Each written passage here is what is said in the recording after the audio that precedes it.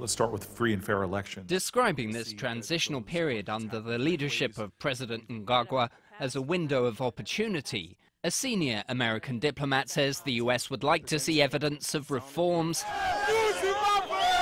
including free and fair elections in 2018 in accordance with Zimbabwe's constitution, respect for human rights and the rule of law, and an improved investment climate. The United States stands ready to help the government and people of Zimbabwe to achieve these goals. U.S. private sector members are eager for improvements in the business climate that will encourage them to invest and trade. They see promise in agriculture, tourism, energy, and mining.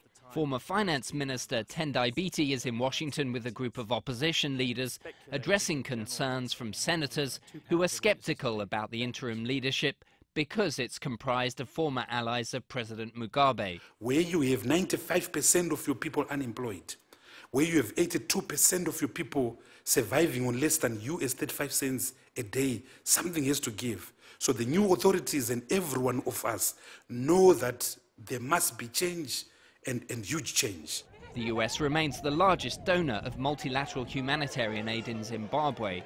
The chairman of this committee, Senator Jeff Flake, told me the US has leverage because it can remove sanctions and has an outsized influence at the IMF, the World Bank and the Paris Club group of creditors who could smooth the path to multilateral financing.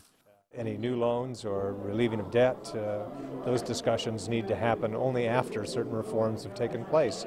If we move prematurely, then we'll reward behavior that we shouldn't reward. Do you think the Trump administration is willing to use political capital on this? That's something I'm certainly going to be pushing for, as will my colleagues. This is a bipartisan issue. The State Department says it will work with the White House, the US Congress and international and African regional partners during this window of opportunity. So although it's unlikely in the current political climate here in Washington that President Trump will give Zimbabwe much attention, other branches of government are willing to provide economic incentives for reform. Ryntjes, CGTN, Washington.